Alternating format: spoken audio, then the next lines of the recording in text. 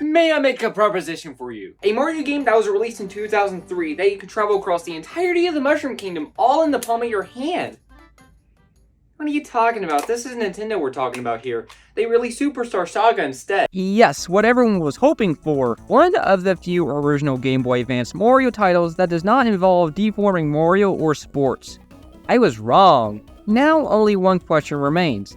What's the deal with this game? Sure, we've had Mario RPG games in the past, but this one's different. A few things that make me think this.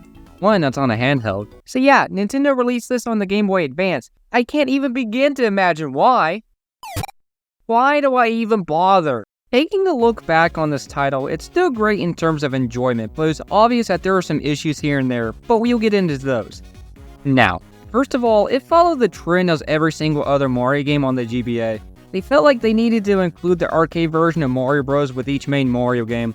The previous games, it made sense because those were re-releases. They definitely had room to include something 5 different times, but this is completely original to the Game Boy Advance.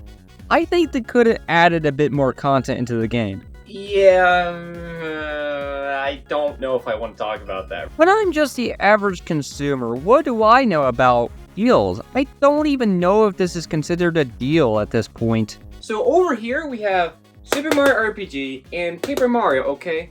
And so all the way over here, Mario Luigi Superstar Saga. Paper Mario makes sense because it's an alternate universe.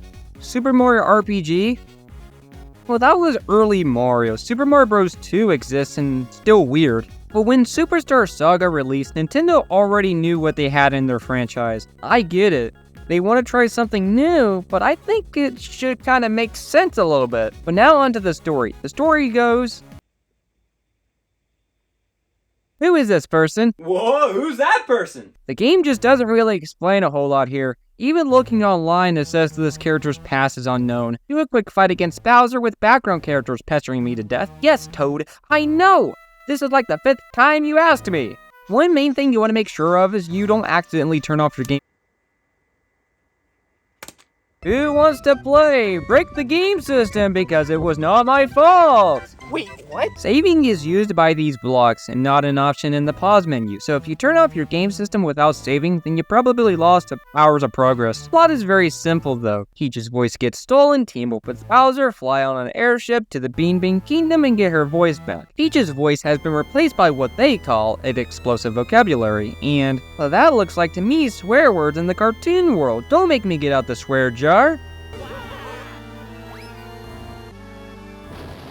I wonder how much that's worth. Conversion rates are a pain. The game has charm and humor behind it, but it also wants to take a more serious plot twist approach without the actual plot twist because we know who it is the entire time who done it. This game is filled with side missions and different ways you can progress through the game, but it will eventually steer you more towards a linear fashion. And at the Bean Bean Kingdom, you need to go get the Bean Star too, which is why Princess Peach's voice was stolen to awaken the Bean Star. With that out of the way, we can talk about the gameplay. The game kind of represents gameplay from Super Mario RPG and Paper Mario, but having its own spin on it. In this one, you get to control both Mario and Luigi.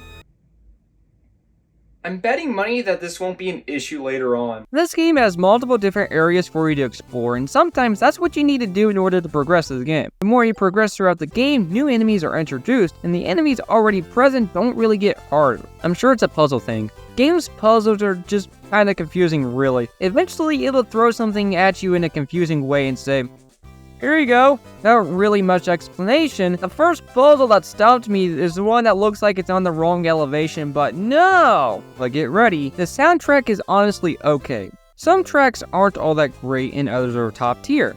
But one track that'll stick around is the battle theme. It plays every single time you encounter an enemy. Guess what, though? I made it my ringtone! What do you think? Don't get me wrong, this is a good theme, but how about this? The battles are where you would fight enemies in a classic turn-based attack style. And also, you get to do bros moves, which combine the power of both characters for a really powerful attack. And also, this game has rumble support. If you heard of the Game Boy Player add-on attachment for the GameCube, you know certain Game Boy Advance and Game Boy games will get enhanced features for it every now and then. So how is the rumble? I have no clue. I played this game primarily with the Nintendo Switch Online emulator, and it lets you enable rumble support, but the controller doesn't actually receive rumble. Who's ready for round 2? Still?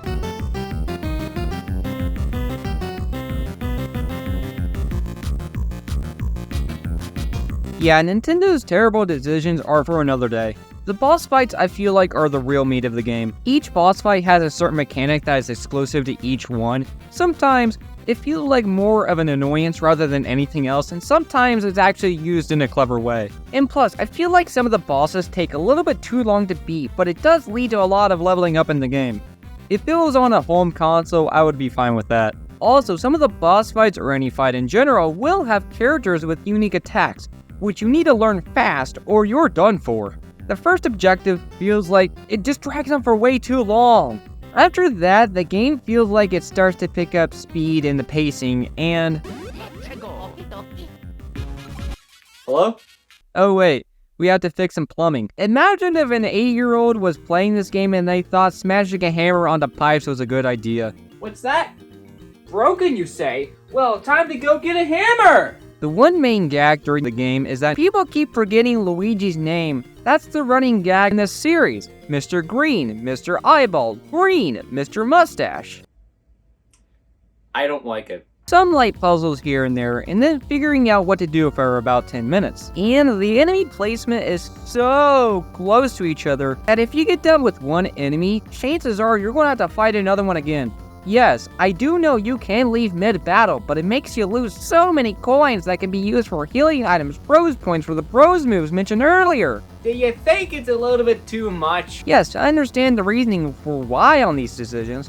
They don't want to make the game too easy for the more experienced players. It was the first attempt, so you're not going to get everything correct right away, too. It took them until the third game to have a perfect game. And I take back what I said for the game dragging along for the beginning. The entire game takes 18 hours to complete! 18, I say! The game gets progressively more difficult as the game goes on, but anything can be registered as difficult to me. The Xbox 360 Kinect calibration is difficult, and that's automated. What do you mean too low? Do you want me to shove the Kinect inside the speaker? And plus, stepping away from this game onto my actual Game Boy Advance cartridge, and coming back to it so many years later, I have no clue what to do. I mean, they have the two issues that made it a little bit worse to really hop in and play for a quick session. Release it on a handheld and no option for objective pointers. Yes, I know the map gives you hints, but stepping away from this game for so long, I didn't know what that meant. Also, there was a remake of the game in 2017 named Mario Luigi Superstar Saga plus Bowser's Minions. It was still put on a handheld. Nintendo, this could have been great for the Nintendo Switch. Main reason why for this was that you can't actually play Game Boy Advance games on the 3DS normally, so they remade the game for the Nintendo 3DS and added an extra mode. I don't want to touch the extra mode. The main game is the same, like really nothing's been changed, all except for the visuals, animations, the music. The extra mode, Bowser's Minions, follows a separate path to the main story, almost like there's two simultaneous stories going on here at the same time. That's exactly what's going on.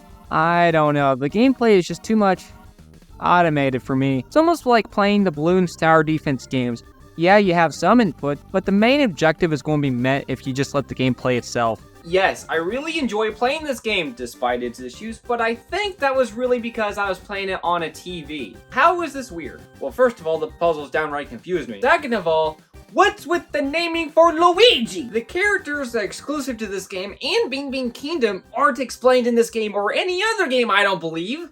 And plus, I really like Superstar Saga, even though I had better games to play. It's a situational thing. It was the first game in the series, that makes it okay. If it was the fifth game, people probably would despise it. Yeah, now it's time to tackle some other game, or even a franchise. I feel like a little challenge. Ah.